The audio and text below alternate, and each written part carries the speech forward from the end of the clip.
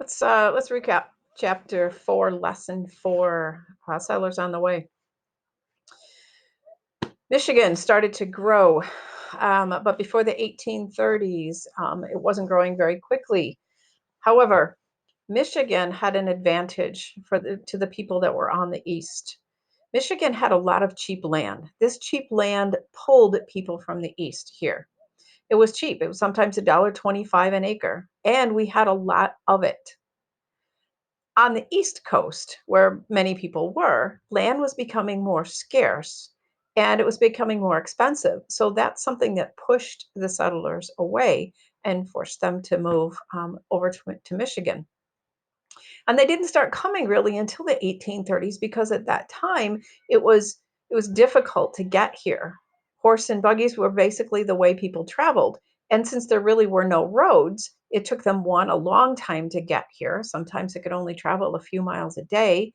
Roads were the dirt was muddy. The carriages would get stuck in the mud, and it just was very difficult for them. But once the 1830s hit and we had some new ways to travel, things like the Erie Canal and steamships, it made it possible for people to move here and to travel more quickly. Steamships, for example, traveled on a schedule. So instead of not having any clue how long it was going to take you to get here, you did. You would know based on that schedule. And now more roads were being built as well.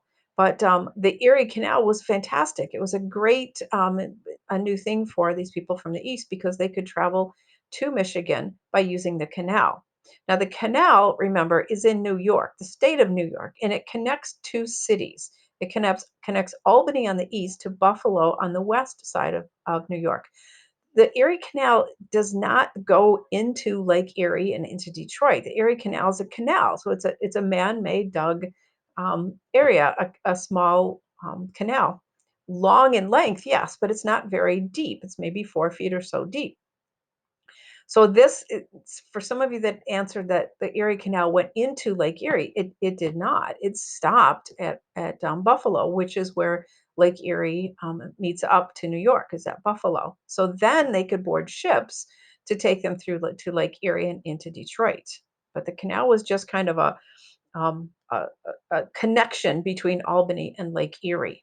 Right. So those two things, the steamships and the canal, were great new ways to travel for these settlers to allow them to get to Michigan. So many of them did that. Okay. Um, we also learned in that lesson about the differences when the settlers came to these new areas and settled here in Michigan, the things that they did with the land. Remember that the Native Americans, they hunted where they wanted and they fished where they wanted and they lived where they wanted and they preserved the land. They used that land for what they needed. But when the settlers came in, they started to change the land. They cut down trees, they built homes, they built towns, they built farms, and those things were difficult for the Native Americans at this time. Okay. And then as you finish reading on through the chapter and these towns were built, one of the very first things that people would build when they started a town was a grist mill, because a grist mill was a place where they could grind grain. And one of the major things that people needed was grain so they could make their breads, and and grain would last for a long time. They could also grow grain on their farms, and then they would take it to the grist mill and it would be ground into flour or meal, depending on what they needed. So a grist mill would be one of the first buildings that a community would build when they started. All right. So hopefully that's a quick recap of chapter 4, lesson 4. Now, your next assignment is to get into chapter 5 because now it really becomes exciting. Michigan is going to finally become a state. It's not a state yet. You'll find out it's called a territory. And when you get into chapter 5, you'll learn what it takes to become a state. You can't just say, hey, now that we have these people here, we're going to become a state. There are some requirements that a territory has to have in order for it to become a state. So what I want you to do is I want you to read chapter 5. You're going to start on page 168, that beginning part. Make sure you look at the things that are on there. Don't just skip that page. We always go over that because you'll definitely get some new words there that you're going to learn, and I want you to look for when you get into the chapter. And then you're going to read the first part of the lesson on 169 all the way through. I'm going to take you through, let's see, page 175, and you can stop at the heading, Hey, we are ready. In this lesson that you're going to read, you're going to find out what it takes to become a state. And you'll see this section that's got those orange or those yellow boxes.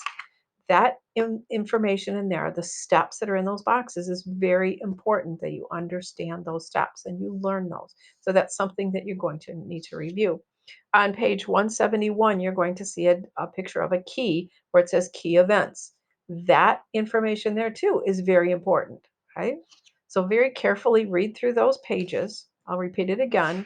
It's pages 168 through page 175, stopping at the heading, Here we are ready. Hey, we are ready. And I'll come back and I'll talk about that a little bit, and then we'll move into the rest of the chapter. Don't try to read on too much because there is a lot of information in this chapter, and I will go over the second part of it separately for you. Okay, so between Thursday and Friday morning, I'm going to come back on and we're going to I'll have a little discussion or a video talking about what you should have read. What I also want you to do is to post below this video and tell me after you read it. The question I have for you today is, I need to go back to it, so hang on here. The question is, da, da, da, da, da. Who is the first governor of Michigan territory? Not the governor of our state, but the first governor of the Michigan territory. So tell me that in the comments below this video. You don't need to answer any other questions, just that one. Happy reading.